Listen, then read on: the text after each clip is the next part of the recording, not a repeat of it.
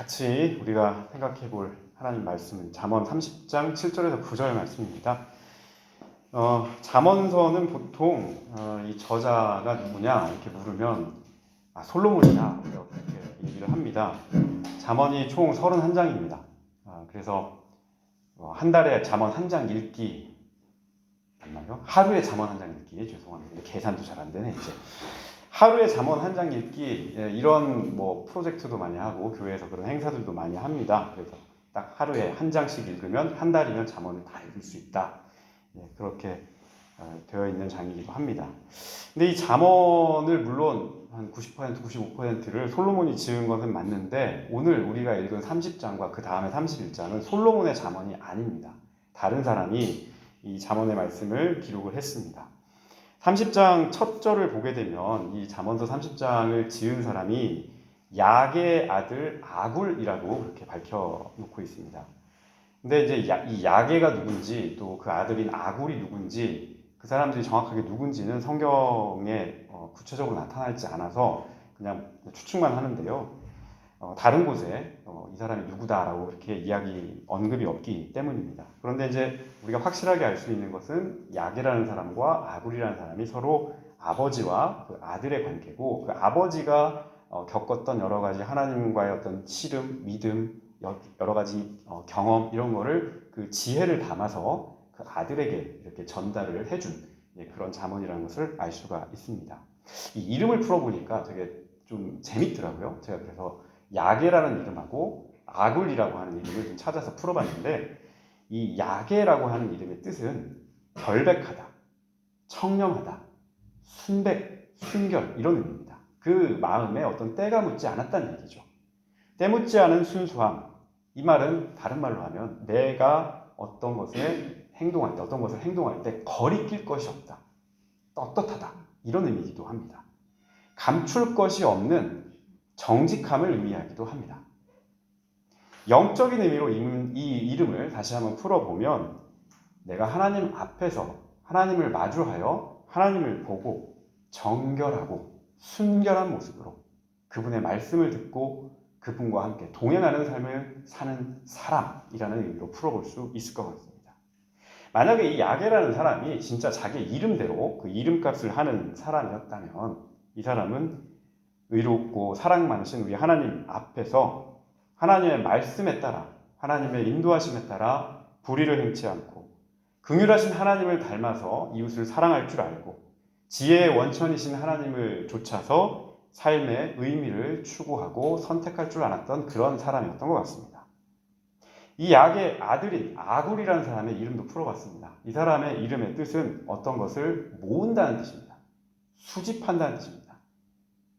아버지와의 관계를 생각을 해보면 청렴하고 순백으로 하나님 앞에서 살았던 그 아버지의 지혜를 살아가면서 그 순간순간 들어서 모아서 그것을 자기의 삶의 지표와 지혜로 삼았던 인물이었다라는 것을 알 수가 있습니다. 마치 도서관에 책을 꽂아놓고 내가 필요한 자료를 언제든지 찾아볼 수 있는 것처럼 마치 한약방에 약재를 놓고 필요한 약재를 언제든지 조합해서 약을 만들 수 있는 것처럼 그러한 요소들을 살아가면서 잘 모아놨던 사람, 이 사람이 바로 아굴이었습니다. 이 아굴의 잠언을 읽어보면 오늘 우리가 읽은 말씀의 그 전에까지 읽어보면 이 사람이 참 겸손한 사람이었다는 것을 알 수가 있습니다.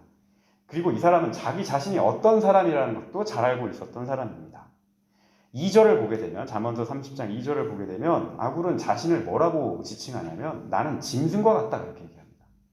근데 짐승과 같다는 얘기가 진짜 이렇게 성질이 더럽고 이런 의미에서 짐승이 아니고 지혜에 있어서 세상을 바라보는 그 지혜에 있어서 내가 가지고 있는 지혜는 너무나도 미미하고 너무나도 초라하고 볼 것이 없다라고 그렇게 겸손하게 이야기를 합니다. 다른 지혜로운 사람들이 많이 있고 무엇보다 하늘에 계신 저 하나님께서 우리에게 베풀어 주신 그 지혜와 견주어 봤을 때 내가 지금 알고 있는 이것은 아주 작은 것에 불과하다라고 그렇게 고백을 하는 거죠. 그는 분명히 지혜로운 사람이었습니다. 어떻게 사는 것이 하나님 앞에서 올바르게 사는 삶이고 어떻게 사는 것이 하나님께서 기뻐하시는 삶인지를 그 아버지 때로부터 계속 들어서 알아왔던 사람입니다. 꾸준히 그것을 고민하고 그렇게 살려고 노력도 했던 그런 사람이었을 겁니다. 그런 사람이 자신을 지혜롭지 못한, 나는 동물밖에 되지 않는 그런 아주 부족한 사람입니다 라는 그런 모습에서 이 사람이 얼마나 겸손하고 또 그 겸손을 통해서 이 사람이 얼마나 지혜로운 사람인지를 우리는 다시 한번 확인할 수가 있습니다. 오늘 이 아굴이 하나님께 두 가지 기도를 드립니다. 아굴의 오늘 이 기도는 우리가 좀 깊이 생각해 봐야 할 그런 기도인 것 같습니다. 7절 말씀을 보게 되면 내가 두 가지 일을 주께 구하였사오니 내가 죽기 전에 거절하지 말아달라라고 그렇게 고백을 합니다. 여기서 그 간청하는 의미가 담겨져 있어요. 하나님께 두 가지를 구했다, 간청했다라는 의미인데요. 이 간청하다라고 하는 말, 간구하고 청한다, 간절히 청한다 이런 의미입니다. 내 절박함을 담아서 하나님께 이 기도의 제목을 드립니다 라고 하는 뜻입니다. 이 세상의 지혜에 굉장히 달통했던 사람이고 똑똑하고 무언가를 보면 그 처음과 끝을 잘 파악할 수 있는 눈을 가진 그런 사람이었지만 한편으로는 자신의 부족함이 무엇이고 자신의 한계가 무엇인지도 분명하게 알았던 사람인 겁니다. 그랬기 때문에 하나님, 나의 이 부족함을 하나님께 올려드립니다. 내가 이 두 가지 일을 주님께 간청합니다. 내가 살아있는 동안 이것을 꼭 이루어 주십시오라고 하나님께 간구하는 거죠. 이 간구를 할 때, 기도를 할 때 우리가 그냥 뭐 주려면 주고 말라면 마세요 이런 마음으로 간구하는 거, 이거 지양해야 됩니다. 혹 또 내가 간구하기는 하는데 하나님 이거 주실까? 이걸 주실까? 이루어 주실까? 해결해 주실까? 답을 주실까? 라는 그런 의심을 갖고 드리는 기도, 이것도 지양해야 됩니다. 7절 말씀에 나타나 있는 이 아굴의 기도는 살아생전에 반드시 그 이루어지는 것을 보고 싶어하는 간절한 마음을 담아서 드리는 기도입니다.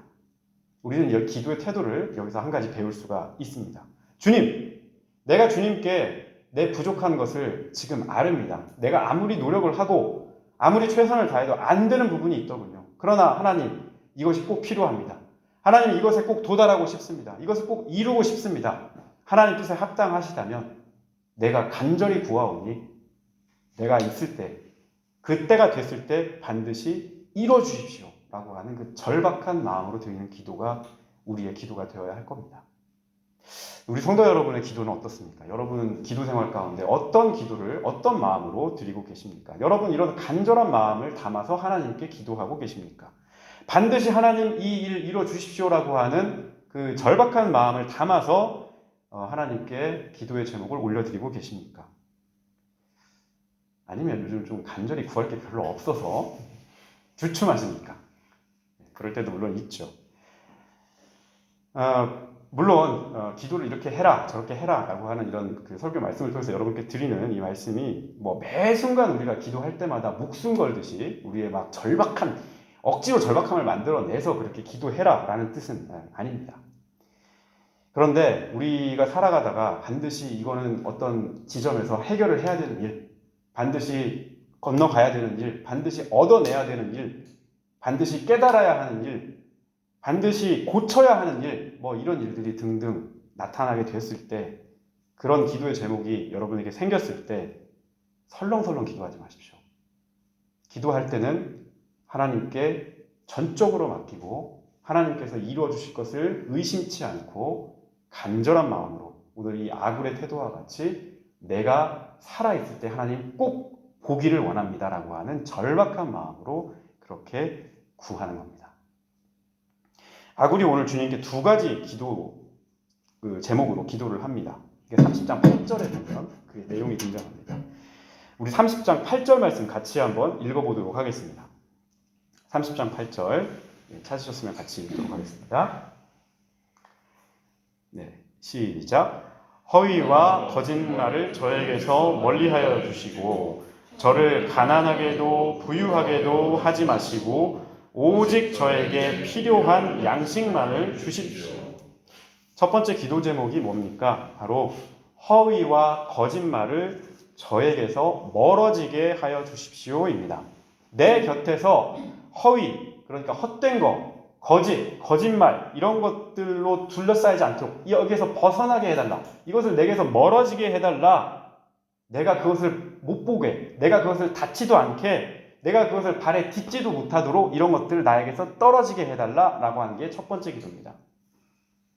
이게 사실 다른 의미로 우리 현대인에게도 이 헛것과 거짓에게서 멀어지게 해달라는 기도는 우리 현대인에게도 굉장히 필요한 기도입니다. 이게 막연하게 추상적으로 드리는 기도가 아니라 매우 현실적인 기도입니다. 이 기도의 제목 자체가 우리 그리스도인들이 살아가는 데 있어서 큰 과제입니다. 그리고 굉장히 치열함을 요구하는 그런 기도입니다. 여러분, 허위가 뭡니까? 헛된 거, 허위. 그게 뭡니까? 헛된 거. 헛된 거죠, 헛된 거. 이거 아무리 따라가봤자 거기 딱 갔더니 아무것도 없는 거. 뭔가 있어 보였는데 가보니까 별게 아닌 거. 이런 게 헛된 겁니다. 손에 잡히지도 않는 겁니다. 다른 곳에 보게 되면 성경에서는 이 모든 것이 헛돼서 마치 바람을 내가 손으로 잡으려 하는 것 같다라고 그렇게 얘기합니다. 여러분, 바람 손으로 잡아보셨어요? 어떤 느낌인지? 다 세 가지죠, 이제. 그죠? 바람을 잡으려고 하는 것 같다. 성경은 그렇게 얘기합니다. 헛된 것을 추구하는 삶을 빗대어서 하는 말입니다. 손에 잡히지도 않고 뭔가 드러나지도 않는 그 허상을 쫓아 살아가는 그런 모습입니다. 이것처럼 허무하고 엉성한 그런 삶은 없는 것 같습니다. 요즘 여러 가지 분야가 있지만 제가 이 헛된 것과 거짓 이것과 좀 관련해서 제가 주목해서 보는 분야가 하나 있는데, 방송, 광고 이거를 보게 되면 저 깜짝깜짝 놀랍니다. TV를 잘 보진 않지만 방송을 틀면 뭔 놈의 대출 광고가 그렇게 풍년인지 모르겠습니다. 한국도 마찬가지고 여기도 마찬가지고 마치 대출 신을 부르고 지름신을 부르고 하는 것처럼 이 물질주의, 금권주의 여기에 꽉 차서 헛된 것들 끊임없이 만드는, 허상들을 끊임없이 만드는 이런 일들이 우리 주변에서 벌어지고 있습니다. 방송만 켜면 물질주의와 금권주의의 전도사와 목사들이 나와가지고요, 이 사람들이 내려있는 넥타이 잘 매고 잘 머리 정리한 사람들이 나와서 이 사람들이 설교를 하는 거죠. 그 짧은 설교의 홍수가 우리의 귀를 끝없이 자극을 합니다. 그래서 이 물건을 내 수중에다가 두면 나도 저 사람처럼 뭔가 있어 보일 것 같다는 그런 착각을 우리에게 불러일으키고요. 내가 이 좋은 거를 가지고 있으면, 내가 이 집에서 살고 있으면, 내가 이렇게 좋은 것을 갖고 있으면 내가 저 사람처럼 저 사회적인 지위를 확보할 수 있을 것 같다라고 하는 그런 착각을 부르곤 합니다. 그렇지만 이건 다 신기루에 불과합니다. 신기루이지만 우리에게 너무나 가까이 다가와 있고 우리의 일상에 너무 깊이 침투해 있습니다. 이런 물질주의와 금권주의의 거센 파도 한가운데서 우리는 살아가는 사람들입니다. 이런 우리에게, 특별히 신앙을 가지고 있는 우리에게 이 세대는 크나큰 도전이 아닐 수가 없습니다. 이 물질주의 혹은 또 소비주의라고도 얘기할 수 있는데, 이 현 시대를 살아가는 많은 사람들이요, 이게 정말 나에게 필요한 것인가, 이것을 곰곰이 따지고 생각하고 이게 숙고한다고 하죠. 깊게 생각하는 그런 시간, 이런 시간 어떻게 보면 느린 시간입니다. 그리고 조금 견뎌야 하는 시간입니다. 이게 인내의 시간입니다. 이런 시간을 우리 잘 견디지를 못합니다. 대신에 사이트 빨리 접속해가지고 화끈하게 지르고 결제 딱 했을 때 그 쾌감 아시죠? 내 통장에서는 돈이 빡 빠져나갔는데 나는 기분이 이상하게 좋아. 그 쾌감, 이 습관성 쾌감에 더 매료돼 산다는 거예요. 물론 필요한 물건을 사지 말라 그런 얘기는 아닙니다. 하지만 소비를 위한 소비, 그리고 돈벌이를 위한 돈벌이, 그렇기 때문에 돈벌이를 위한 돈벌이가 만들어지고, 이런 식으로 어떤 의미도 없이, 어떤 상도 없이 그저 헛된 선전과 광고와 여러 가지 유혹, 그런 것들에 우리가 너무 가까이에 머물고 또 가까이 할 수밖에 없는 그런 환경에서 지금 살게 됐다는 뜻입니다. 이게 개인만의 문제가 아닙니다. 헛된 것과 거짓이 우리 가까이에 있는 게 이게 개인만의 문제가 아닙니다. 국가와 국가, 이런 큰 단위의 조직도 마찬가지입니다. 왜 그렇게 국가들은 무기를 그렇게 쟁여놓으려 합니까? 안보를 명분으로 경쟁 국가가 막 군비를 늘리니까 이리저리 국민들에게 핑계를 대고 가짜 선전을 해가면서 천문학적인 금액을 무기 생산하는데, 그 무기에 필요한 기술을 개발하는데 쏟아붓습니다. 여러분, 전쟁은 아무리 우리가 정당화하려고 해도 살상을 하는 살상 기계입니다. 전쟁은 누군가의 목숨을 빼앗는 짓을 전제로 하는 그런 일입니다. 특정한 사람이 전쟁을 기획하고 특정한 사람의 책상에서 전쟁이 만들어지고, 그리고 우리와 같은 평범한 사람들이 억울하게 전장터에서 죽임을 당하고 가족이 헤어지고 사랑하는 사람을 잃는 그 비극이 전쟁의 실제입니다. 다수가 전장터에서 피해를 보고 죽어가고 그 목숨값으로 무기 장사꾼들의 주머니를 불려주는 전쟁은 죽음의 비즈니스입니다.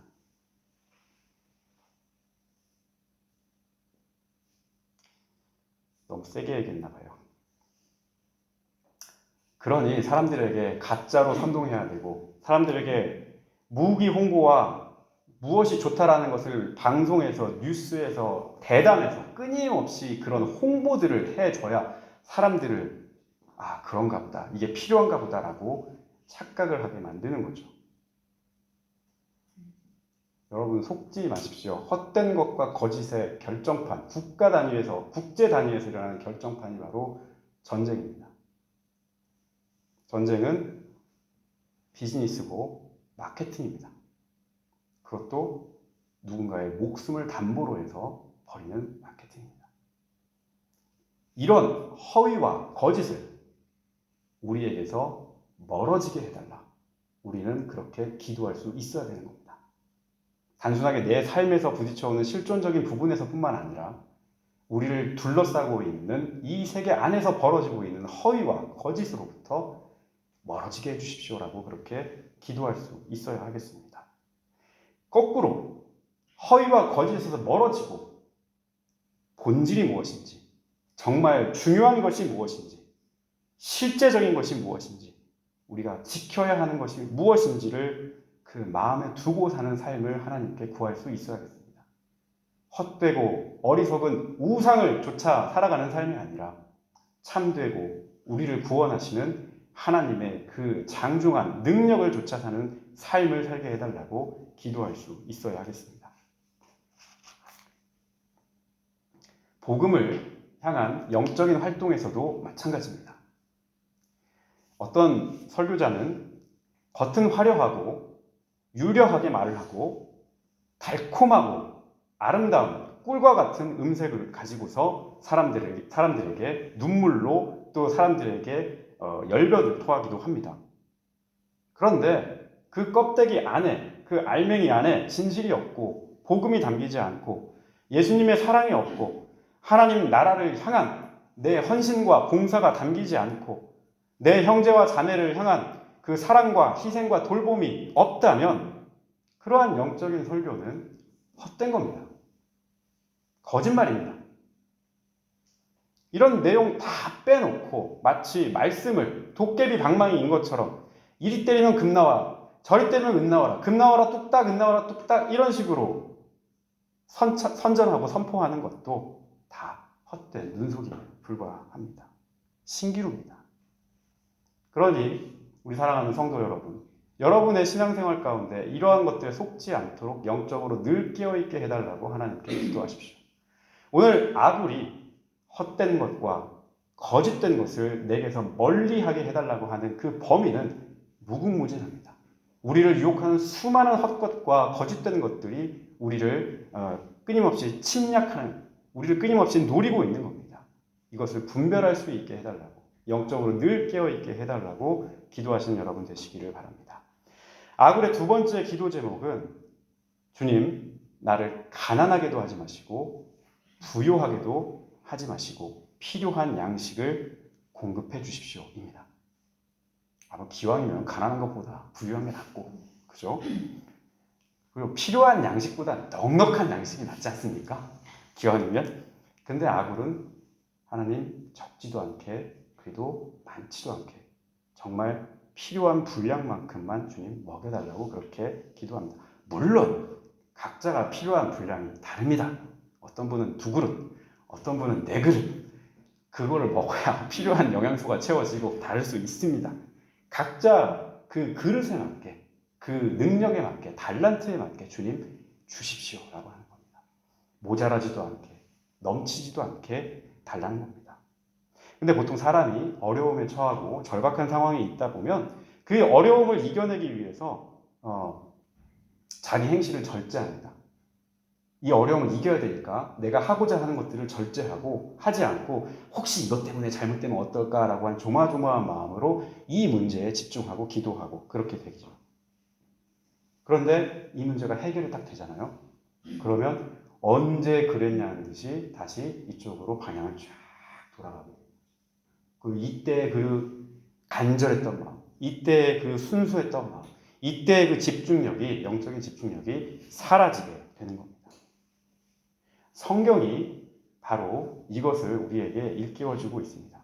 저는 이렇게 윤리적으로 반드시 이래야 돼, 저래야 돼, 지금 그런 말씀을 드리는 게 아니에요. 우리가 다 사람이고 부족함이 있다 보니까 그럴 수 있습니다. 언제라도 이렇게 여기에만 이런 방식으로 언제든지 그렇게 살 수는 없어요. 문제가 생기면 문제에 당연히 거기에 집중을 하게 되고요. 문제가 풀어지면 좀 휴식도 좀 필요하죠.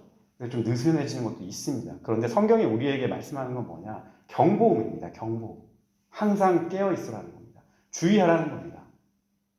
여러분 집에 다 화재 경보기 있으신가요? 화재 경보기. 예. 연기 조금만 올라와도 맹맹맹맹 울리죠. 그 연기 올라간다고 집이 불타는 건 아닙니다. 그러나 혹시라도 위험한 일이 있을 수 있으니 주의하라고 우리가 이렇게 받아들이는 겁니다. 성경 말씀도 똑같아요. 우리가 이렇게 한다고 해서 이게 문제가 생기고 뭐가 잘못이 되고 그런 거 아니에요. 그러나 조심해. 너 지금 넘어갈 수 있어. 조심해. 너 지금 쏠려갈 수 있어. 다시 이쪽으로 와야 되지 않겠니? 다시 이 자리로 와야 되지 않겠니? 라고 그렇게 말하는 경고음의 역할을 하는 겁니다. 물질적으로 너무 풍족하면, 아무도 풍족하신 분이 없으니까 물질적으로 너무 풍족하면, 다시 말해서 물질의 힘에 너무 의지하게 되면 내가 없었을 때, 부족했을 때 그 가운데서도 이 모양 저 모양으로 채워주셨던 하나님 그 손길, 하나님의 인도하심, 그때마다 하나님 저 필요해요 라고 그렇게 간구했던 그 간절한 마음과 믿음을 잊어버릴 수 있다는 겁니다. 반대로 물질적으로 너무 궁핍하면 채워졌으면 좋겠는데 이 채워지지 않는 그 상황으로 인해서 하나님을 원망한다는 겁니다. 하나님이 나에게 도우심을 주셨다라고 하는 기쁨보다, 하나님이 나를 그래도 도우실 거라고 하는 그 소망보다 지금 어디 가서 돈 벌지? 어디에서 이 돈을 불리지? 어디에서 내가 돈을 어떻게 챙겨올 수 있지? 이런 생각이 우리의 일상을 지배하게 된다는 거예요. 무슨 말씀입니까? 돈이 많으나 돈이 적으나, 물질이 많으나 물질이 적으나 모두 다 물질에 사로잡혀 살아가는 그런 사람들이 된다는 겁니다. 우리가 안심하게 되는 것도 물질 때문이요. 우리가 근심하는 것도 물질 때문이요. 우리의 안심과 근심의 뿌리가 똑같이 물질이라는 겁니다. 이 마음으로 살게 되면 결국에 하나님으로부터 점점점 멀어지는 그런 생활에 빠지고 만다는 뜻입니다. 오늘 말씀에 나오는 이 내용을 아굴은 매우 잘 알았던 겁니다. 한쪽으로 너무, 저울이 한쪽으로 확 쏠리듯이 한쪽으로 너무 확 쏠려서 하나님과 오히려 멀어지는 그런 삶이 나에게는 더 유익이 되지 않는 삶이다. 이것을 알았던 겁니다. 내가 물적으로는 풍요로울지 몰라도 영적으로 피폐해져서 사는 삶이 오히려 더 괴롭다는 것을 알았던 겁니다. 주님 안에서 살아가는 삶을 우선으로 할 때, 그 주님 안에서 모든 것을 할 수 있다는 그 사실을 이 아굴도 알았던 겁니다. 내가 부유할 때도, 혹은 반대로 내가 부족할 때도 내게 살아갈 수 있는 힘을 공급해 주시는 주님 안에서 사는 그 영적인 풍요와 감사의 삶을 이 사람은 고백할 수가 있었던 겁니다. 비슷한 이야기가 신약 성경에도 나와 있습니다. 사도 바울의 이야기입니다. 사도 바울은 빌립보서 4장 12절과 13절에서 이렇게 말씀합니다. 나는 비천에 처할 줄도 알고 풍부에 처할 줄도 알아. 모든 일, 곧 배부름과 배고픔과 풍부와 궁핍에도 처할 줄 아는 일체의 비결을 배웠노라. 내게 능력 주시는 자 안에서 내가 모든 것을 할 수 있느니라.